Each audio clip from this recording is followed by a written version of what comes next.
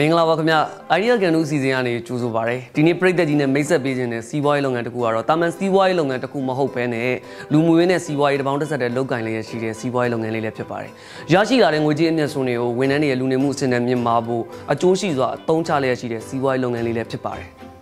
ဆိုင်ရဲ့ပြင်ဆင်တဲ့ဘလို့ထူးခြားမှုတွေရှိလဲဆိုတာတော့ကျွန်တော်နဲ့အတူလေ့လာကြည့်လိုက်ရအောင်ခင်ဗျာ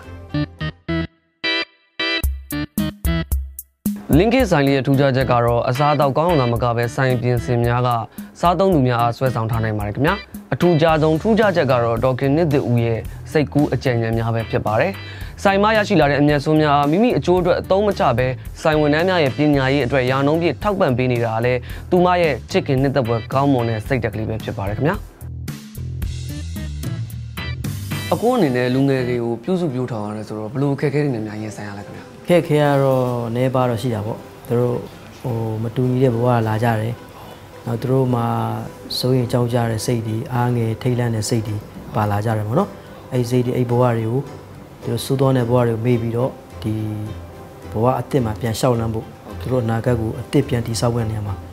ယုံကြည်မှုရှိဖို့ရဲရဲဝံ့ဘဝကိုဖျက်ဆီးဖို့အတွက်ကာဆာမိုင်းနဲ့စားပေးတဲ့နေရာမှာပေါ့နော်ပို့ပြီးတော့သူတို့ကိုယုံကြည်မှုရှိအောင်တုံ့တင်ပေးရတာပကြီးကားတွေအရင်လာနော်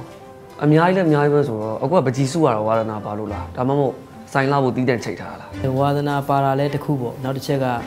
မိတ်ဆွေကဒီလူမျိုးရေးလုပ်ငန်းလေးမှာဒီပကြီးကားလေးနဲ့တွဲပြီးတော့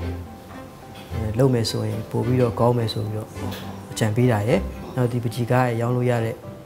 တဝက်ကိုကျွန်တော်လူမျိုးရေးလုပ်ငန်းမှာပြန်ကူညီနေတဲ့တဝက်ကိုဟုတ်ကဲ့ပါခင်ဗျအဲ့လိုပြန်ကူညီခြင်းတဲ့သဘောနဲ့ဒီပကြီးကားလေးတွေအလှချိတ်တာရယ်ရောင်းနိုင်ပေါ့နော်အဲ့နှစ်ခုလေးပေါ့ဒါဆို तू ကလည်းဟိုလူငယ်တွေကိုတစ်ဖက်တစ်လမ်းနဲ့ပြန်ကူညီတဲ့သဘောဟုတ်ကဲ့ပါခင်ဗျာဒီနေ့ဒါဖြတ်တန်းလာတဲ့နေ့မှာပေါ့နော်ဒီကလေးလေးတွေစားဖို့နေရေးအတွက်ညညစိတ်ချတာကိုကြည့်ပြီးတော့ကျွန်တော်ဝမ်းသာပီတိဖြစ်မိပါတယ် Fighting ဟုတ်ကဲ့ပါခင်ဗျာရရှိလာတဲ့အမြတ်စွန်းတွေကိုတဦးတယောက်တည်းကမယူပဲအတူတကွပူးပေါင်းလုပ်ကိုင်တဲ့လူတွေကိုအချိုးကျခွဲဝေပေးလိုက်ခြင်းအပြင်အမြတ်စွန်းရရှိအောင်သာမကပဲလူမှုဆက်ဆံရေးကိုပါခိုင်မာစေပြီးတော့တိုးတက်ကောင်းမွန်တဲ့အနာဂတ်တွေကိုရှောက်လန်းနိုင်မှာဖြစ်ပါတယ်အဲ့ဒီကိစ္စအမှန်ကန်တယ်ဆိုတဲ့အကြောင်းကိုကျွန်တော်တို့ရဲ့ Link 8ဆိုတဲ့စားသောက်ဆိုင်လေးကတက်တည်ပြနေတာပဲဖြစ်ပါတယ်ခင်ဗျာ idea မျိုးစုံနဲ့အသစ်ဆန်းဖြစ်တဲ့စီးပွားရေးအကြံဉာဏ်များကိုကျွန်တော်တို့ရဲ့ idea Canoe အစီအစဉ်ကနေတင်ဆက်ပေးနေတာဖြစ်ပါတယ်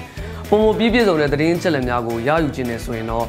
www.bangkokbat.com/idea Canoe ကိုကလစ်ကလေးတစ်ချက်သာနှိပ်လိုက်ပါခင်ဗျာကျေးဇူးတင်ပါတယ်ခင်ဗျာ